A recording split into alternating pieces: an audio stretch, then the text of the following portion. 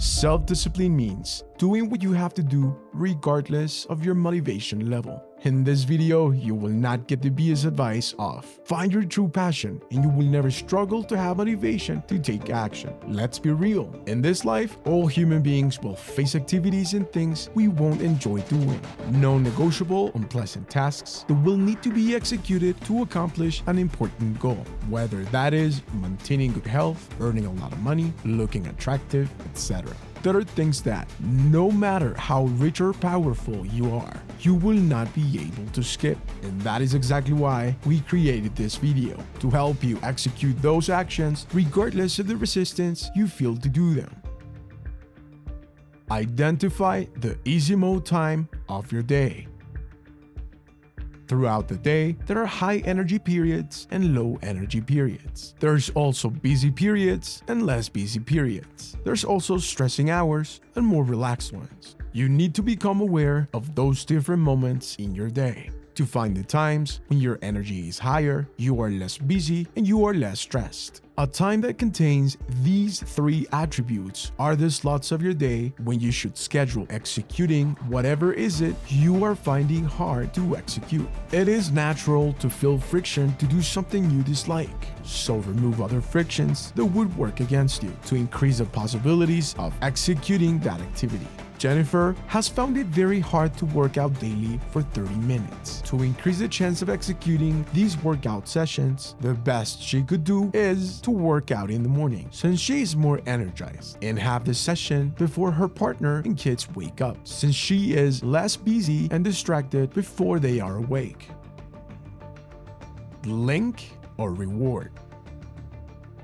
Believe it or not, we human beings are more similar to irrational animals than you think. What's the best way to teach your pet to perform a trick it would never do in its existence? If it weren't because of the treat, well, you will teach yourself to do just that, something you would never feel motivated to do if it wasn't for the reward you are going to link to it. Remember the time when you had a big crush at school? And on Mondays, you would get excited because you were going to see your crush? You did not care about that boring history class at 8 a.m. The only thing you thought of was seeing your crush. And the same thing happened on Fridays. Instead of being super excited like all your classmates because of the weekend, you were very sad since you would not see your crush the following day. This is called classical conditioning, extensively studied by the 1800s neurologist Ivan Pavlov, where he discovered it is possible to make a living being relate to completely unrelated things. In his study, he made dogs have a physical response to a specific stimulus. In his experiment, he made dogs salivate when they heard a specific sound, since they learned to relate that specific sound to feeding time. And that is exactly what we need you to do. Let's say you hate making your bed.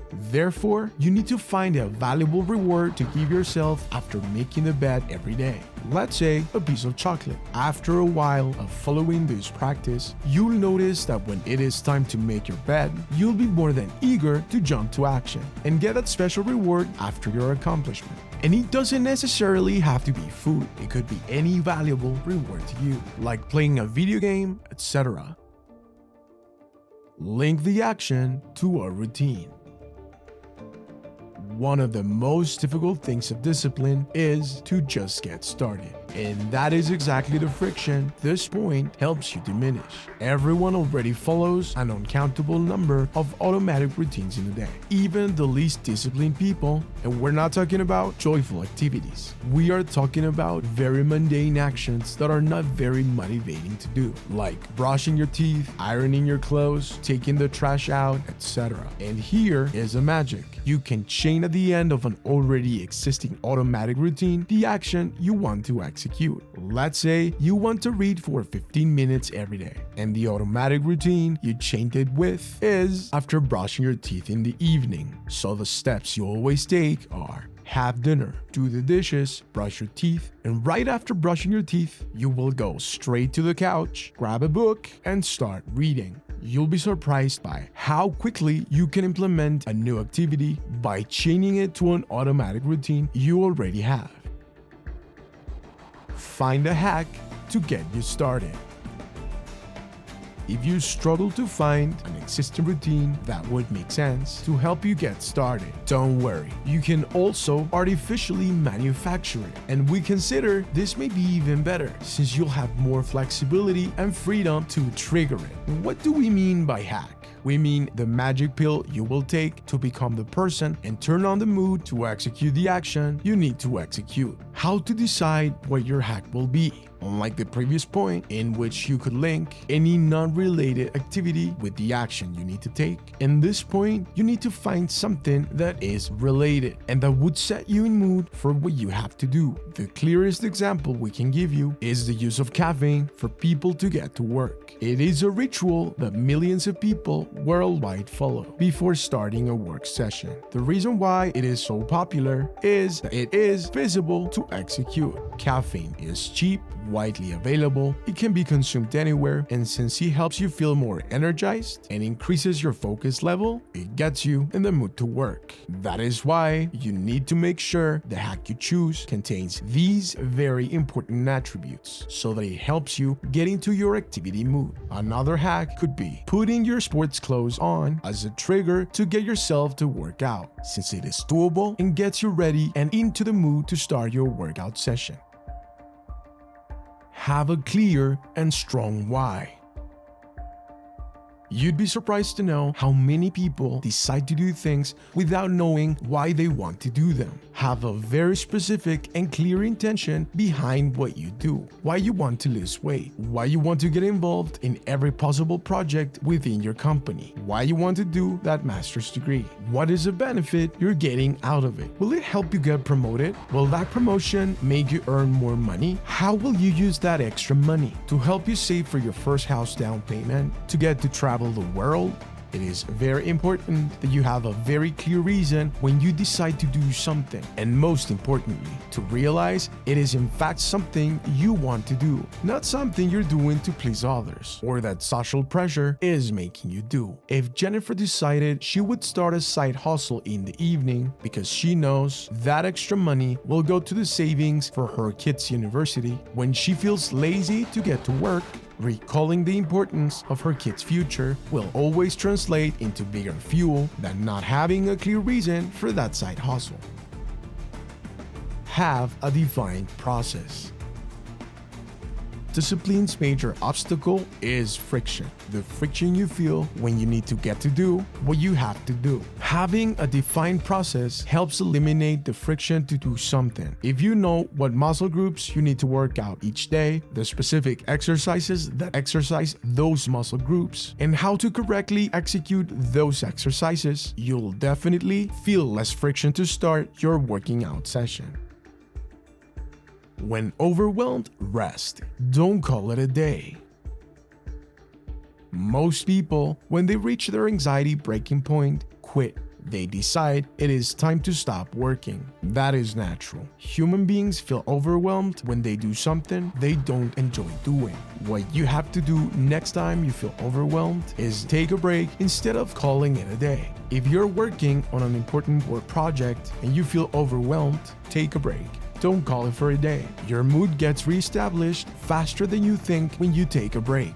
Normalize taking breaks. They really boost your productivity. Most people don't take enough breaks. Society teaches us that breaks are for weak people. The real winners can work until their mission is accomplished. That is not true. Successful people know their limits and rest when they need to rest. Next time you feel like calling it a day, allow yourself to take a break, and after 15 minutes, get back to finishing what you have to finish. Action builds motivation.